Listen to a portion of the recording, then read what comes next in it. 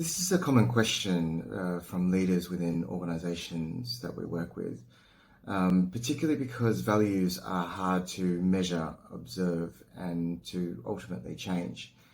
But there isn't one silver bullet in order to shift from doing Agile to being Agile.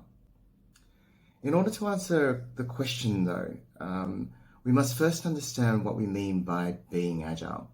For me, it's about looking beyond the frameworks and the practices to really understand the essence behind the methodology and shift from traditional thinking, either as individuals, as teams, or as an organization. At an organizational level, for Agile to thrive, it requires a conducive environment to do so. One of the indicators of maturity is how much of the thinking is embedded within organizational systems, processes, and the ways of working.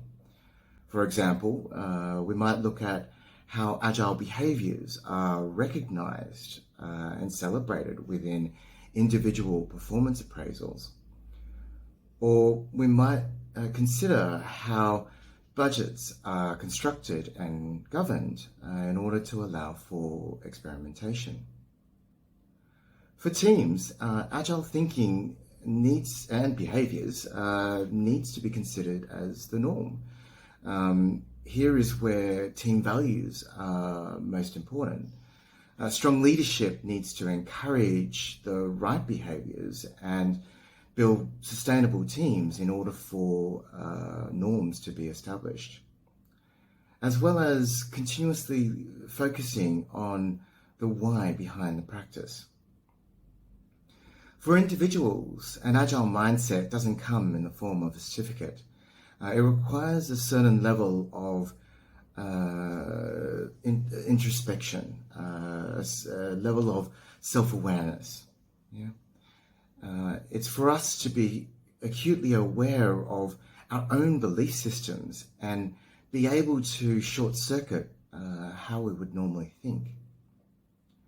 So what does it take to be Agile? It comes down to our capacity for change and having the right environment in order for agility to be nurtured.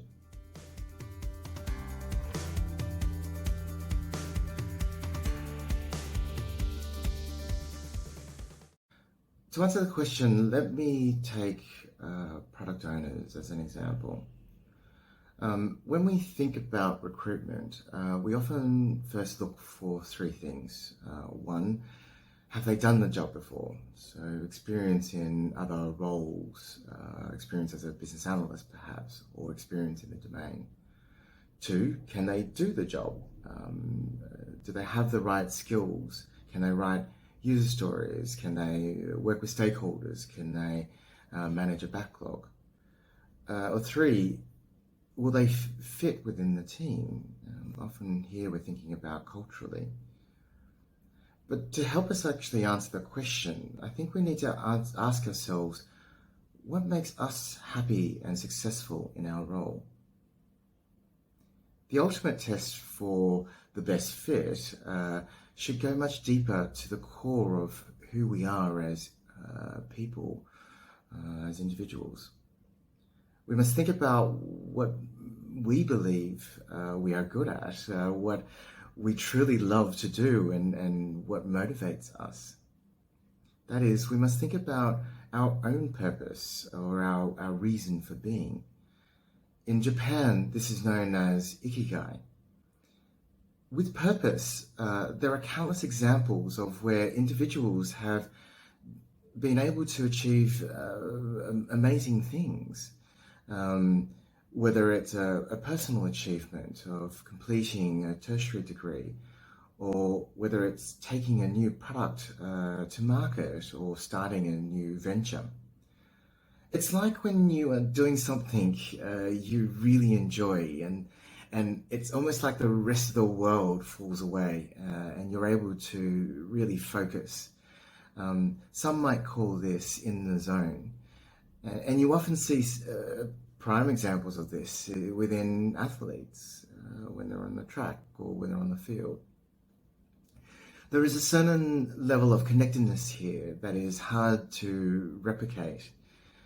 And this is where product owners really need to be in order to be great.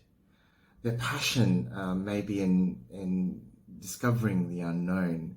The mission might be in getting the right gift for the right person.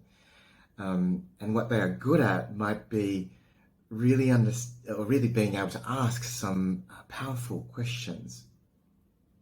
So when it comes to determining the best fit, I think it's about looking beyond the role itself and really focusing in on understanding what makes people tick.